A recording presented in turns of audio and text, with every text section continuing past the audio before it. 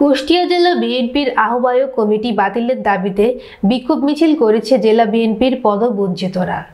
বিক্ষোভ মিছিলে জেলা বিএনপির ত্যাগী, পরীক্ষিত ও আওয়ামী সরকারের আমলে নির্যাতিত নেতাকর্মীদের ৩১ সদস্য বিশিষ্ট আহ্বায়ক কমিটিতে না রাখায় ক্ষোভ প্রকাশ করে বক্তারা।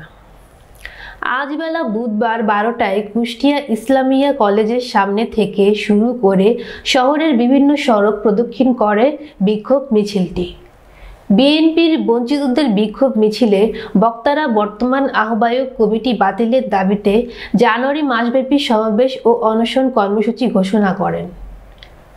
বিক্ষোভ মিছিলে উপস্থিত ছিলেন কুষ্টিয়া জেলা বিএনপির সাবেক যুগ্ম সম্পাদক আব্দুর রাজ্জাক বাচ্চু, জেলা বিএনপির সাবেক যুগ্ম সাধারণ সম্পাদক কাজল মজুমদার, জেলা বিএনপির সাবেক সাংগঠনিক সম্পাদক শামীমুল হাসান অপু সহ জেলা বিএনপির পদবঞ্চিতরা এ সময় উপস্থিত ছিলেন।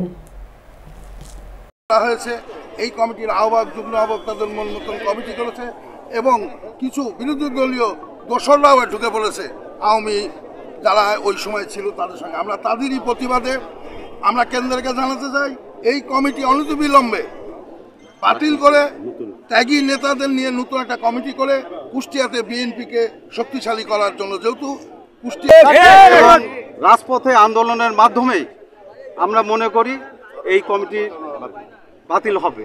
আমাদের বিশ্বাস, এই বিশ্বাস নিয়ে আমরা আন্দোলন করছি। আমরা আজকে যে ৮ তারিখের যে কর্মসূচি, সেই কর্মসূচি আমরা বাস্তবায়নের লক্ষ্যে দেখেন অলরেডি আমাদের এখানে প্রায় ২-৩ হাজার লোক জড়ো হয়েছে। আর এই যে কমিটি দেওয়া হয়েছে সমস্ত কর্মকাণ্ড পকেট কমিটি করা হয়েছে এবং তারা যেভাবে এই দল চালাচ্ছে কুষ্টিয়াতে, তাদের ব্যক্তিগত, তাদের ইচ্ছা মতন, তাদের আত্মকেন্দ্রিক, তাদের লোকজন দিয়ে কয়েকটা জায়গায় কমিটি দিয়েছে। এটা আপনারা আছেন, আপনারা তদন্ত করলেও দেখতে পারবেন। তাদের নিজস্ব মানুষজনকে দিয়ে এই কমিটিগুলো ঘোষণা করা হয়েছে, যেটা কেন্দ্র থেকে পরিষ্কারভাবে বলে দিচ্ছে। আমার ভাই এসব দিশা টাওয়ারে বলে গিয়েছেন যারা আন্দোলন সংগ্রামে ভূমিকা রাখছে। আমরা বিএনপির ভারপ্রাপ্ত চেয়ারম্যান জননেতা তারেক রহমান, ওনার কাছে আমরা বিনীতভাবে ইতিপূর্বে আবেদন জানিয়েছি। আজকের এই বিক্ষোভ সমাবেশ পূর্ব সাংবাদিকদের সঙ্গে আমাদের যে মত বিনিময় সভা, এখানেও আমরা পরিষ্কারভাবে আমরা তারেক রহমানের কাছে বিনীতভাবে অনুরোধ জানাবো, আপনি আমাদের ত্যাগী এই পরীক্ষিত নেতাকর্মীদের আমাদের যে ফিলিংস, আমাদের যে অনুভূতি, আমাদেরকে যে বাদ দেওয়া হয়েছে, আমাদেরকে যে অবমূল্যায়ন করা হয়েছে, সেই বিষয়টি আপনি বিবেচনায় নিয়ে অতি শীঘ্রই আমাদের এই কুষ্টিয়া জেলার সমস্যার সমাধান করবেন এবং এই বিতর্কিত আহ্বায়ক কমিটি বাতিল করবেন।